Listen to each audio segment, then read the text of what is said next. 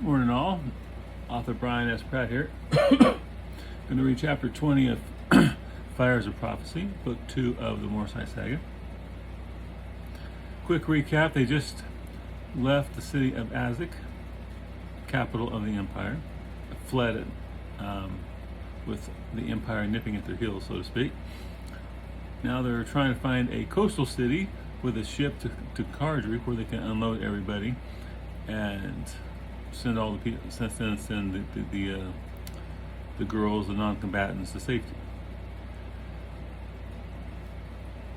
Potbelly got a crossbow bolt in the side that Delay had to sew up. So this is where we start with chapter 20. Get away from me! Potbelly yelled at Scar, who tried to assist him in mounting his horse. I ain't no invalid. All right, Scar replied impatiently as he backed away. Tear out those stitches then. I hope you bleed to death, you pig-headed mule. He stood and watched as Potbelly grabbed the saddle and swung himself up into it with a groan. See, he said through teeth gritted in pain, perspiration dotting his brow. Don't need your help. Scar shook his head at his friend and mounted. Staying close in case Potbelly needed him, he sat and waited for the others to get ready. Dilly rode and nodded to Potbelly as she asked Scar, "How's he doing?" "I'm fine," Potbelly answered, irritated at her for talking about him like he wasn't even there. "Stubborn, and likely to kill himself because of it," he said with a slight smile, "but I think he'll survive the ride." "Let's hope so," she said. Jeremy was the last to mount. He turned towards the others. "We'll make for the sea, and then travel on the coast. First chance we get, we'll acquire some clothes that will allow us to pass ourselves off as Empire citizens." Yorn asked, "What are we to do if we encounter the enemy?" "Avoid them if possible," he replied. "Kill them if not." Yorn gave a satisfied grin at the thought of a little payback for the sacking of his home. "Now, let's ride," Jerome exclaimed as he kicked his horse into a trot. Headed to the northwest, he led them toward the sea. James rode in the lead with Jerome as they made their way back through the desert to the road. "Think we'll make it?" Jerome asked him. "We can but try." "What do you plan to do once you get your friend?" "Make our way back to Cardry," he said. "At least there it's reasonably safe. After that, who knows?" Shorty hollered from the rear, "Jerome! Riders coming from the north. Looks like an advanced patrol." 10 riders came directly at them. They had little chance to avoid contact. "Potbelly, stay and watch the others," Jerome hollered. Turning his horse, he cried to the rest, "We can't let even one escape or they'll bring more." Leaving Potbelly to protect Roland and the ladies, the rest turned to meet the oncoming horsemen. Before they closed the distance, 2 slugs flew from behind, each taking out a horse, dropping the riders to the ground. Drawing their swords and knives, the pit fighters raced forward, closing with the enemy. Shorty let fly with the knife and took out another rider as the knife embedded itself in the man's chest. He then slowed his horse and jumped to the ground, as knives were little use in mounted combat. Diving to the ground to avoid the blow of a mounted rider, he regained his feet quickly, then headed for the ones approaching on foot whose horses were knocked out from under them. Stick closed with the horseman, his shield arm holding the reins while his mace struck.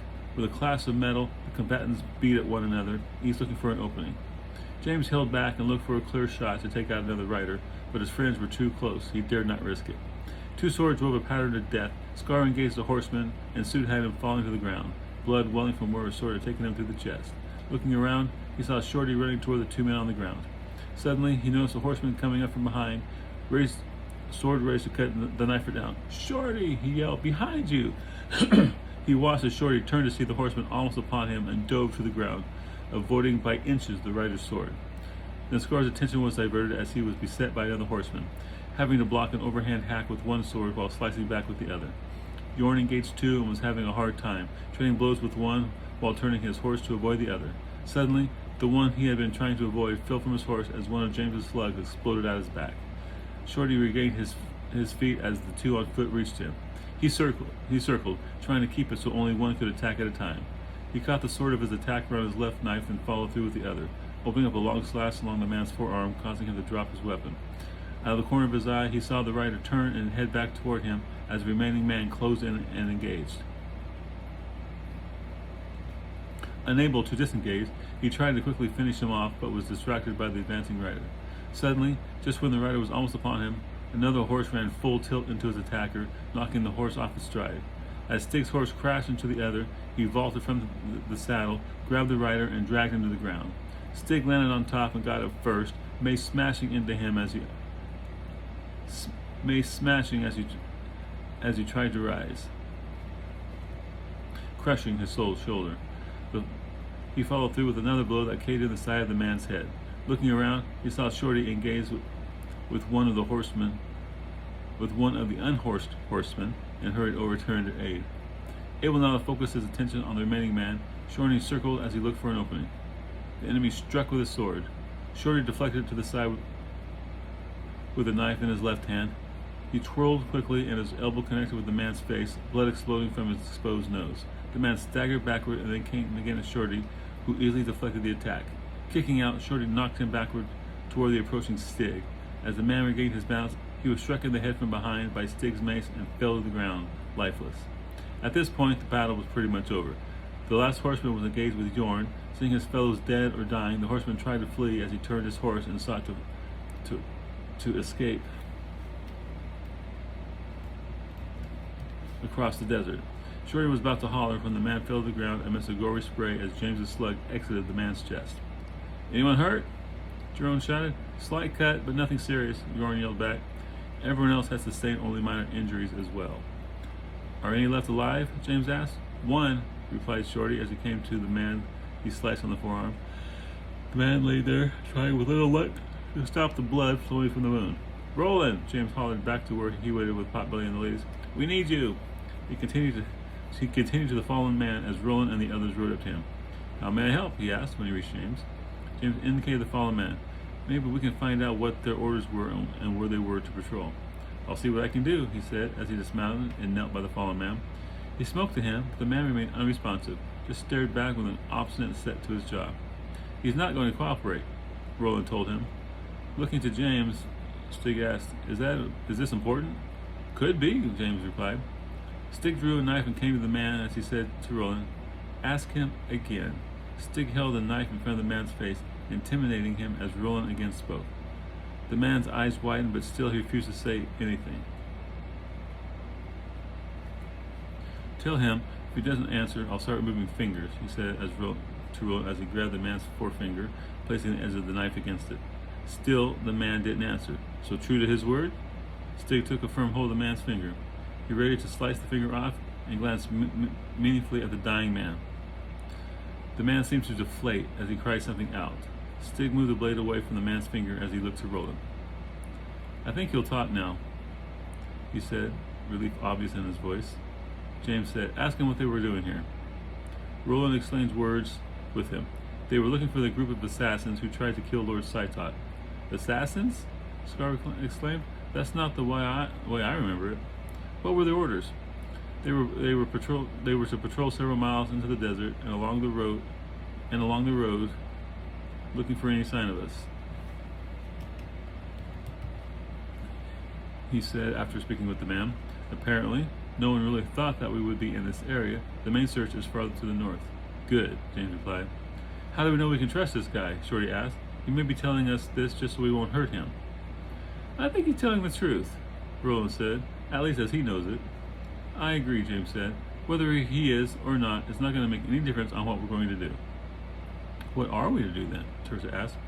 "We can't let him go or he'll tell them where we are," Stig insisted. "If we leave him here, he'll die." "Then there seems to be only one thing to do," Stig said as he grabbed the man's hair. In one quick motion, he pulled back the man's head and then slit his throat. "Stig!" Dilly cried out.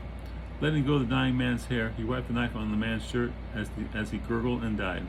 "What?" he asked back, staring her down and daring her to find fault with his actions. She just turned away and went back over to her horse. "If he was telling the truth," James said as they mounted, "then there may be a chance that we can find a port and get you all out of here." Shorty came and gave James back the slugs he used to take down the riders. Taking the slugs, James noticed that he had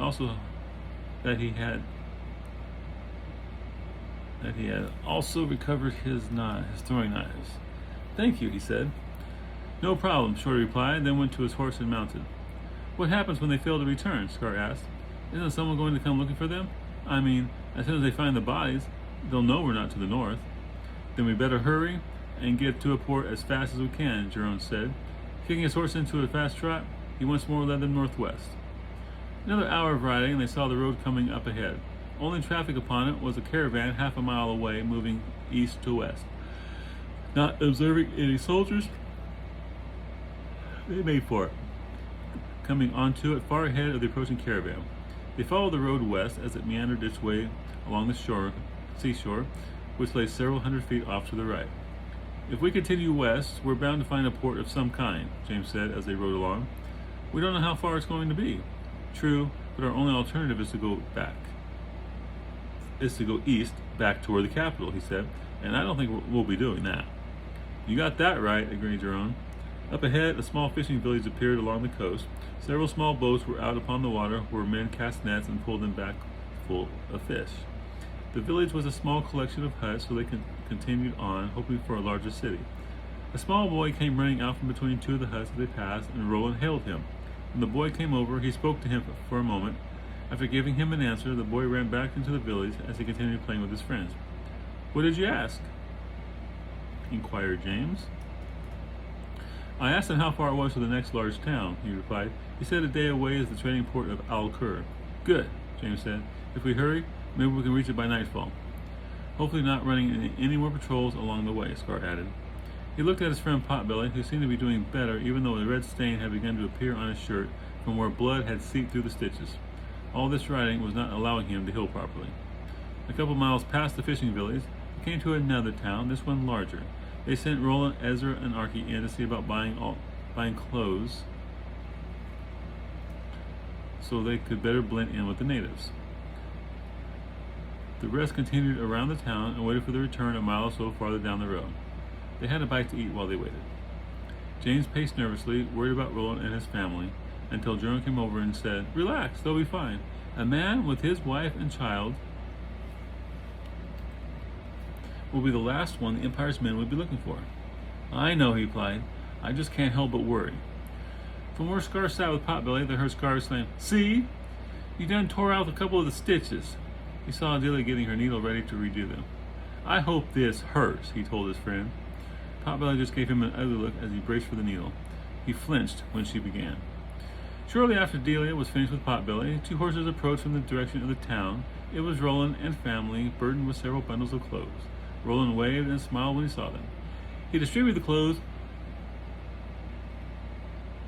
once they rejoined the others, saying, "There wasn't much selection. I hope they fit well enough."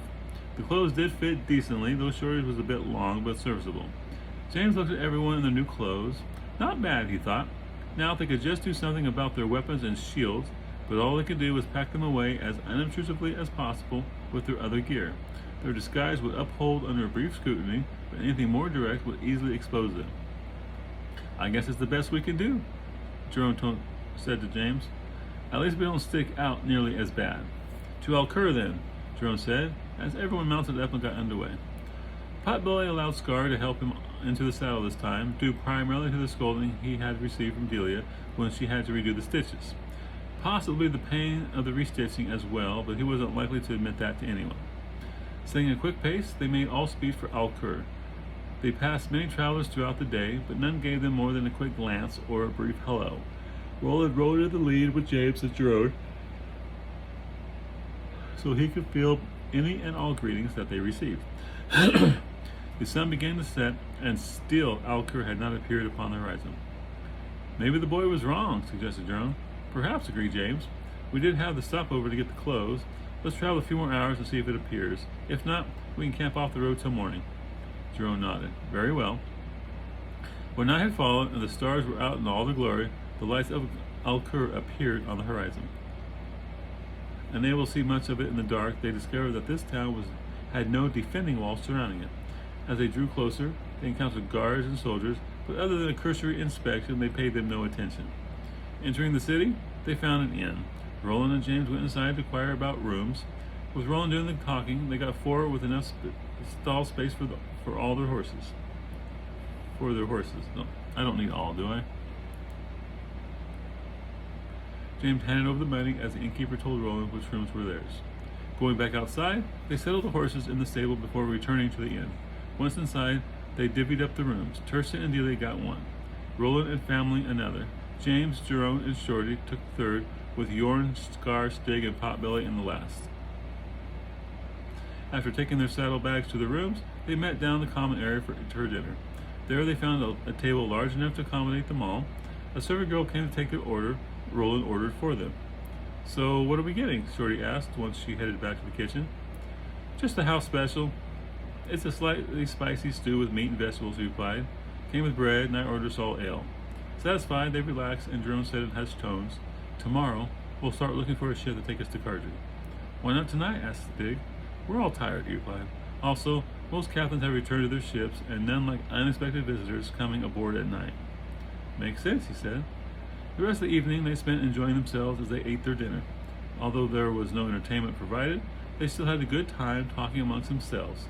James told them of Trindle and what they could expect when they arrived. Roland and the family were the first to head up to their room, Archie being quite tired from the riding, and Ezra wanted to go to sleep as well. The rest remained for a while longer until they grew tired and eventually drifted up to their rooms. The next morning they gathered for breakfast. When they gathered for breakfast, they decided James and Jerome, along with Roland, would go to the docks and find a ship bound for Cardry. The rest would remain in their rooms, being as inconspicuous as possible. They left the inn and followed the main street as it made its way down to the dock area. Before they got close, they observed several soldiers moving through the crowd and asking questions. Turning around, Jerome led them back down the street for half a block, where they ducked into a side alley. "Think they're looking for us?" Roland asked, keeping an eye on the soldiers. Nodding, James replied, "I think we have to assume so. They seem a little bit more curious than would seem normal." "I agree," added Jerome. Turning to James, he said, "What should we do?" "We could go ahead and take our chances by going to the docks," he said, "or we could remain here, keeping our eyes open and hope a captain just happens to walk by." "One just walking by doesn't seem very likely," asserted Jerome. "Maybe we could hunt through the taverns in the area." "This time of morning?" asked James. "I doubt if anyone would still be there. I would think that they would all be back at their ships." Suddenly, a group of sailors came walking up the street from the docks. One of them dressed finer than the others.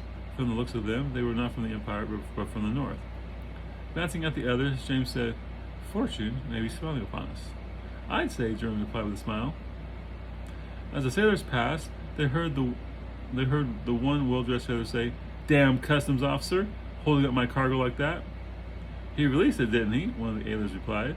"Yeah," the well-dressed man replied, "after holding it for 2 days. 2 days!" He stormed down the street with his men following behind. Exiting the alley, James and the others followed the sailors as they continued into town before turning down a side street. They continued past several buildings until finally entering a large warehouse. Jerome and the others peered in through the window by the door where they saw the sailors talking with a man inside. "Let's wait until they come back out and see if we can book passage," suggested James, to the agreement of the others. They watched through the window until they saw the man shake hands with the well-dressed sailor and then turned back toward the door. Seeing that they were coming back, James had them move away from the building and wait until they emerged. Once the sailors were completely out of the warehouse, James stepped up to the well-dressed one and said, "Excuse me." Stopping, the sailors turned to see him standing there. A couple put their hands on the swords waiting at their waists. "Yes?" the well-dressed man asked, looking at James and the others. "Are you the captain of the vessel?" James asked. "Yes, I am," the captain replied. "My friends and I are wondering if you might be headed to Cardry soon." "Why?" the captain asked, suspicious. "We were interested in booking passage if you were," he explained. The captain said, and then one of his men whispered into his ear. His eyes widened slightly, and then he said to James, "There were soldiers asking about a group of people not of the Empire who might be looking for passage. They requested that we inform them of any that do." "I'm sure that wouldn't be us," responded James innocently. "Don't lie to me, boy," ordered the captain. "I'm not stupid. I can tell from the way your friend over there got a panicked look that you're the ones they're looking for." He pointed to where Roland stood, beginning to blush. "What do you plan to do?" Jerome asked as he unobtrusively took hold of the knife. "Do? Nothing," the captain replied. "I hate the Empire and everything it stands for. I'm only here because I was offered enough gold for me to put aside my dislike for this place and come. Plus, some idiot of a customs official decided to hold my cargo for 2 days because he thought I had slighted him in some way. If you are causing them problems, so much the better." "Then, will you allow us to sail with you?" Jerome asked. "We can pay you for your troubles." The captain thought a moment and then said, "How many are there?" 2 women, an infant, and 6 men, James told him. What could you have done to warrant such an extensive search? We'd rather not say, James replied.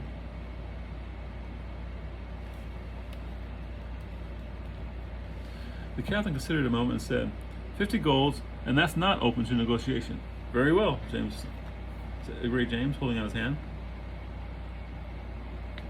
The captain took it, sealing the bargain. Our ship is the Crashing Wave. It's a second from the inn. We sail at first light. If you're late or don't have the money, we sail without you. Understand? Yes, sir, replied James. We do. With that, the captain turned and headed back toward the docks, his men following. 50 golds, Roland cried. Do you even have that much? I guess we should return the others and find out, James said as they headed back toward the inn. Once back, they pulled their money. They discovered that they would have enough, but little would be left when they arrived in Cardry. Let's sell the horses, suggested Delia. When everyone looked at her, she continued, We're not going to need them, except the 2 for you two.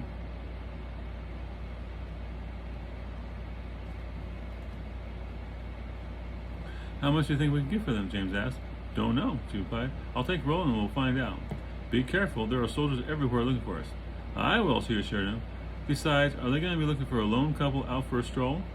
Grabbing Roland by the arm, she propelled him out the door, but not before he got a few quick words off to Ezra. The rest of us should stay in our rooms until just before dawn, Jerome said, then make our way down to the docks. Sounds easy enough, said Stig optimistically. James hoped his optimism wasn't premature. Delia and Roland left the inn and made their way to the outskirts of town, which was generally where the horse traders had their businesses. Several times they crossed the paths of soldiers who failed to take any interest in the couple strolling down the street. Coming to the edge of town, they found a large corral containing several horses. Looks like the place, commented Delia. I agree, added Roland as they made their way to the building adjacent to the corral. Within, they found a man sitting at a table making notes on parchment. When he saw them, he put his quill in the inkwell and got up as he greeted them. Once Roland made it understood what it was they wished to do, the man became all business, as he asked about the horses they wished to sell. He told them that he would be happy to take them off their hands, but would be unable to name a price until he had actually seen the animals. Roland explained to him that they would be back shortly with the horses. Walking out of the horse trader's shop, Roland asked Delia, Are we going to draw attention if we're seen leading 8 horses through the streets? Hopefully not, she said, but we need the money for when we reach Cardry. Back at the inn, she told the others that they had found a buyer and took Scar and Stig along to help with the horses. Leading them from the stables, she had each take 2. They left the 2 that James and Jerome would need when they left Alcur on their way to locate Miko. As they proceeded through the city, the people on the streets briefly glanced in their direction as they made their way toward the horse trader. Apparently, the sight of them leading horses through town was not so out of the ordinary as to warrant curiosity. Once at the horse trader's, he had them lead the horses onto the corral where he began inspecting each. He looked at hooves, teeth, and overall fitness. When he was done with the last one, he named his price. Delia commenced to haggle, with Roland as the intermediary. A brief shake of hands to seal the deal, and the trader took them into his office where he pulled out a chest and counted out their coins. Scar and Stig put the coins into the pouches they carried, and then they left, headed back to the inn. A man watched them from a doorway across the street as they left the horse trader's shop. When they were out of sight, he crossed the street and entered the shop. The horse trader looked to see who entered, and his face turned slightly pale when he saw the sign on the medallion the man held up. The man asked, Those people just sold you horses? Yes, sir, the trader replied nervously. 8. Did they say why they had need to sell so many at once? He asked as he looked closely at the trader. Beginning to sweat as he stood before one of the Eyes of the Empire, a secretive group that sought those who would jeopardize or challenge the rule of the Emperor, he replied, They said they needed to leave town and wouldn't be taking the horses. Staring at the trader, the Eye said, Now, just where would they be going that they would need horses? I don't know, the trader said. No good ever come from being questioned by an Eye. Without so much as a thank you, the Eye turned and walked from the horse trader's shop. He pondered the question for a moment when his eye caught sight of sails out on the ocean. Nodding his head and smiling, he hurried along. There was not much time. So that's chapter 20. So they're in Alcur. They've gotten passage on a ship. However, the Eye of the Empire has has grown suspicious of their activities. Now, the Eye of the Empire, I always figured they were like the KGB in Russia, right? They, I would say the FBI and the CIA too, but maybe more nefarious, and they wield a lot of power. I'm sure they're all corrupt, and so now he's got an eye out that the Eye's got the eye out for them leaving. So we'll see we'll see how they make it to the ship. I tell you, when I wrote this, man, I was just so happy I was getting rid of all these people. Having to come up with something for everyone to do continuously is draining. Like in Relic of the Ancients, Book 4 of Travail that I'm writing right now, I've got a lot of moving parts, but they're all, a few people moving parts, so it's a lot easier. And I've got this whole sheet of paper that I'm keeping track of all the different moving parts, and I'm writing down I write down the chapters where each one I've done, so that way I kind of hopefully get the timeline straight. So when they merge, it's at least plausible. I know it's not going to be perfect, and I'm sure people who are really good at timing will figure out, well, there's no way that this group here and this group here could meet here at the, when they did, because this group here would have taken an extra day or blah, blah, whatever. It's a story. So chapter 21 could very well be Wednesday, because today's Saturday. I'm leaving this afternoon for my girlfriend's, and I'll be there Sunday, Monday, and I'll come back home Tuesday night, and then I will be so Wednesday I'll be back to my regular routine. So hopefully I'll get this out. Hopefully chapter 21 will be Wednesday. I don't think it'll be earlier. So I tend not to do these when I'm at my girlfriend's house, because if I'm doing them in her house is quiet, and so I would wake her up, and when she's up, we're doing other things. So, I was going to mention something that kind of goes in with my magic system, and since most people probably are already gone, clicked away by this time, it's fine, right? Instinct, animal instinct. Our scientists today say that instinct, it's in their DNA. It's just assumed pattern learned through countless generations. Well, I have an alternate proposal for that. I mean, they can't say concrete that boom, this is what it is. They just call it instinct, animal instinct. Well, how about this? Now, in my system, magic's in everything, right? Every living thing has magic in it.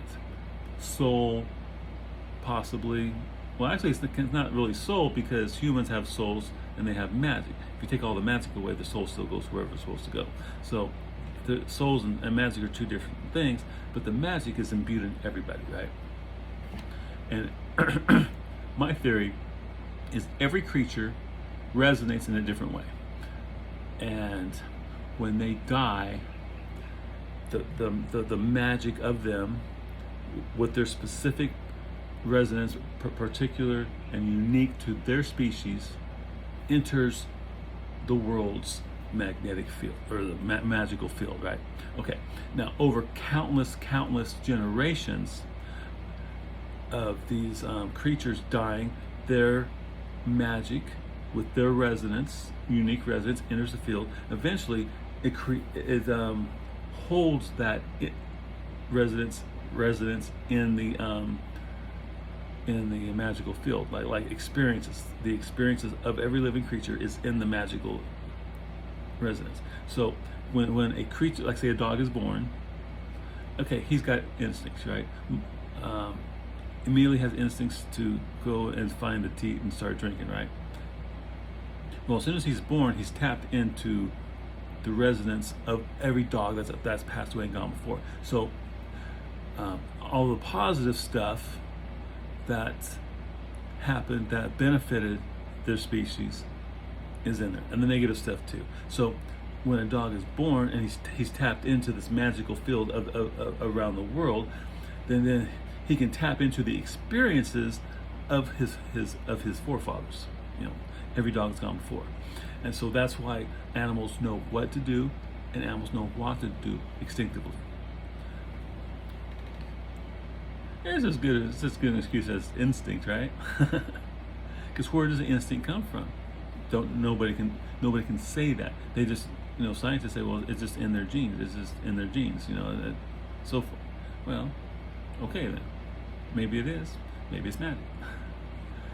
Anyway, all these, I hope to talk to you before Wednesday, but if not, I'll see you on Wednesday. Y'all take care and have a good weekend.